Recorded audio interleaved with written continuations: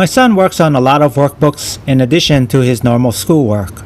These are the paperback books that contain lessons and quizzes for the reader to study and do. Under normal circumstances, these books get marked up, and when you reach the end, you buy the next book.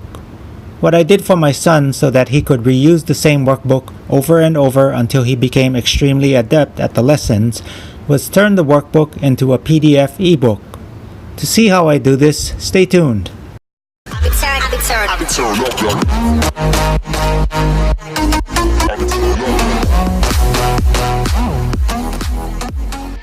Over the years, my son has gone through a lot of workbooks.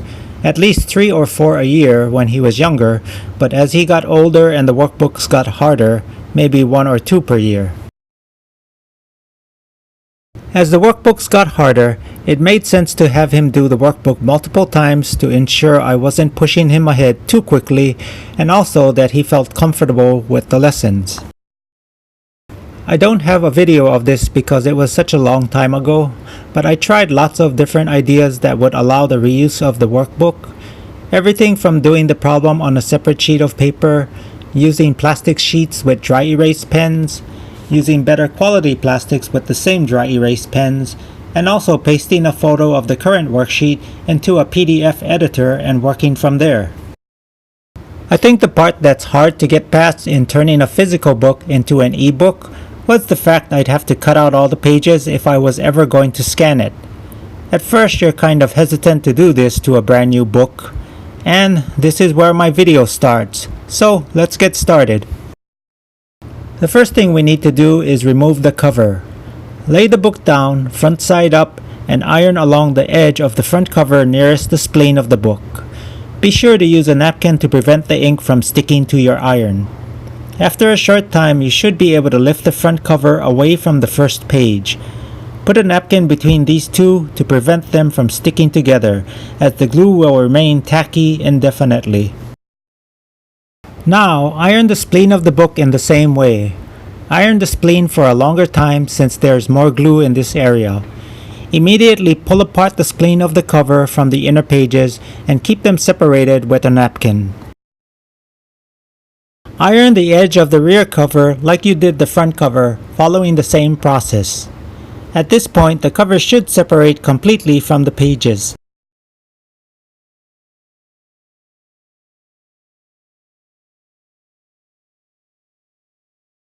For additional cleanup, use a napkin to iron the spleen of the pages to remove excess glue.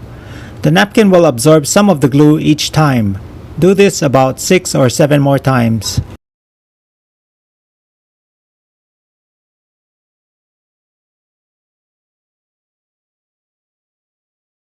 Here's everything left of the book once the cover is separated. Using a paper cutter with a stop block, and I taped down an old hard drive for my stop block.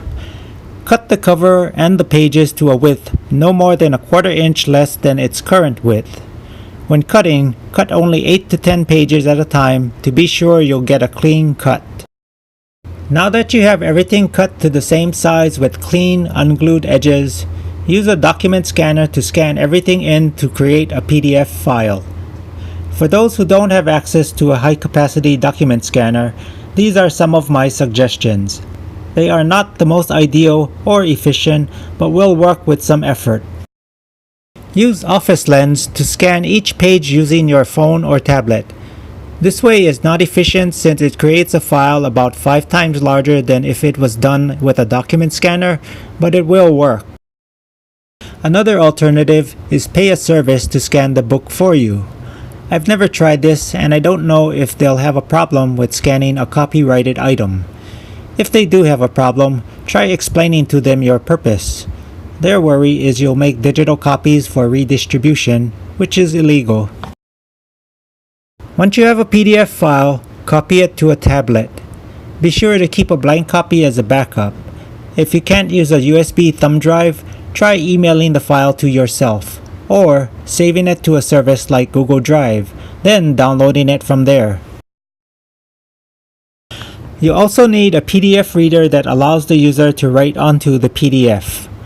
One other thing, most PDF annotators let you erase all the annotations.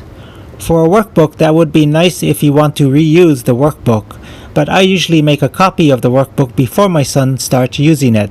For my purposes, this works better in tracking his progress of knowledge as he repeats a workbook on a fresh copy while I keep the old ones. Another useful tool is a stylus. A cheap one with a stubby rubber tip is fine for this. Avoid the expensive ones. They usually serve no additional purpose and many times are more fragile than a rubber stub.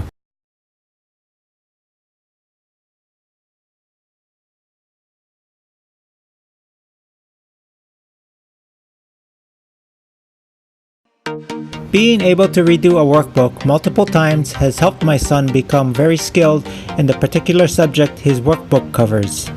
This has made it so the same subject in school is extremely easy, usually allowing him to have more study time when he needs it in other subjects. Well, I hope I've given you some helpful knowledge on eWorkbooks and their usefulness. That's all I have for now, and I'll catch you in the next video.